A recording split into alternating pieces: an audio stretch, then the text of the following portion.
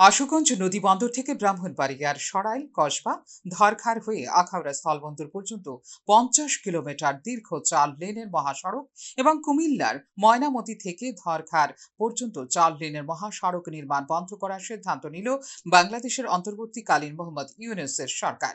এই দুটি মহাসড়কে নির্মিত হচ্ছে ভারত সরকারের ঋণের টাকায়। কেন এই মহাসড়ক প্রকল্প অনুমোদন করা হয়েছিল, বাংলাদেশের আদৌ তাতে লাভ আছে কিনা তা খতিয়ে দেখা হবে বলে জানিয়েছেন বাংলাদেশের সড়ক পরিবহন ও সেতু মন্ত্রণালয়ের উপদেষ্টা মোহাম্মদ ফাউজুল কবির। ময়নামতি ধরখার মহাসড়ক প্রকল্প পুনর্মূল্যায়ন করা হবে। বাংলাদেশের স্বার্থের অনুকূলে না হলে সরকার প্রকল্প বাস্তবায়ন করবে না বলে জানিয়েছেন বাংলাদেশের সড়ক পরিবহন ও সেতু মন্ত্রণালয়ের উপদেষ্টা। বাংলাদেশের আশুগঞ্জ নদীবন্দর থেকে ব্রাহ্মণবাড়িয়ার সরাইল, কসবা, ধরখার হয়ে আখাউড়া স্থলবন্দর পর্যন্ত ৫০ কিলোমিটার দীর্ঘ ৪ লেনের মহাসড়ক ৫,৭৯১ কোটি টাকা ব্যয়ে নির্মাণ করা হচ্ছে। এ মহাসড়ক আগরতলাকে আশুগঞ্জ নৌবন্দরের সঙ্গে যুক্ত করবে। এছাড়া ৭,১৮৮ কোটি টাকায় কুমিল্লার ময়নামতি থেকে ধরখার সড়কও ৪ লেনে উন্নীত করা হচ্ছে ভারতীয় ঋণের টাকায়। এতে সহজ হবে চট্টগ্রাম বন্দরে খালাস করার পণ্য ত্রিপুরা ও আসামে পরিবহন। মহাসড়ক দুটি ৪ লেনে উন্নীত করার কাজ শেষ হলে বাংলাদেশের সঙ্গে ত্রিপুরা ও উত্তর পূর্ব ভারতের বাণিজ্য বৃদ্ধি পাওয়ার সম্ভাবনা রয়েছে বলে মনে করছেন সংশ্লিষ্ট মহল। সহজ হবে সিলেট ও চট্টগ্রামের যোগাযোগ। এতে লাভবান হবে বাংলাদেশ ও ভারত দুদেশেই। ২০১৫ সালে প্রধানমন্ত্রী নরেন্দ্র মোদী বাংলাদেশ সফরে হয় নৌ ট্রানজিট চুক্তি। এতে আশুগঞ্জ নৌবন্দর ব্যবহারের সুবিধা পায় ভারত। ২০১৬ সালের জুনে শুরু হয় পণ্য পরিবহন। কলকাতা থেকে নদীপথে আনা ভারতীয় পণ্য প্রথমে আশুগঞ্জ বন্দরে খালাস করা হয়। এরপর সরাইল, ব্রাহ্মণবাড়িয়া, কসবা, ধরখার সড়ক হয়ে আনা হয় আগরতলায়।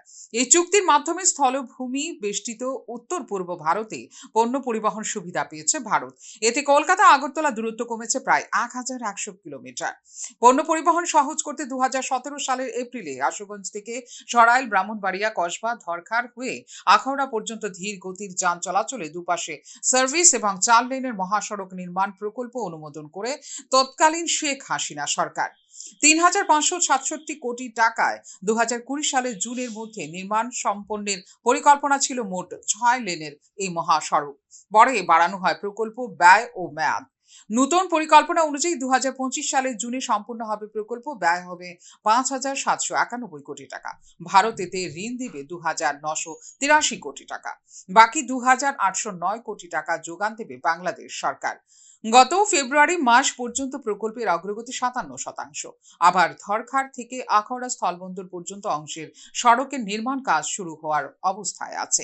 ২০২২ সালে শুরু হয়ে ২০২৬ সালের জুনে সম্পন্নের পরিকল্পনা ছিল ৭,১৮৮ কোটি ৬৬ লক্ষ টাকার এই প্রকল্প। ২০১৮ সালের অক্টোবরে সই হওয়া ট্রান্সশিপমেন্ট চুক্তিতে বাংলাদেশের চট্টগ্রাম ও মোংলা বন্দর ব্যবহারের সুবিধা পেয়েছে ভারত। বন্দরে খালাস করা প্রতি টন পণ্য প্রতি কিলোমিটারে ৮ টাকা ৮৫ ফি মাসুল দিয়ে এই পথে ত্রিপুরা, আসাম ও উত্তর পূর্ব ভারতের রাজ্যগুলোতে পণ্য পরিবহন করতে পারছে ভারত। কিন্তু গত বছরের ৫ আগস্টে বাংলাদেশে গণ অভ্যুত্থানের মধ্য দিয়ে শেখ হাসিনা সরকারের পতন এবং শেখ হাসিনা ভারতে চলে আসার পর ভারতের সঙ্গে অবনতি ঘটে বাংলাদেশের রাজনৈতিক ও অর্থনৈতিক সম্পর্ক সহ সব ধরনের সম্পর্কের। এই প্রেক্ষাপটে ত্রিপুরা ও উত্তর পূর্ব ভারতের সঙ্গে সাধারণ মানুষের যোগাযোগ ও বাণিজ্যিক সম্পর্ক বাড়ানোর লক্ষ্যে নির্মাণাধীন ও মহাসড়ক দুটির কাজ বন্ধ করে ভারত বিরোধী অবস্থানকে স্পষ্ট করেছে বাংলাদেশের অন্তর্বর্তীকালীন সরকার। ফিউরো রিপোর্ট, নিউজ নাও।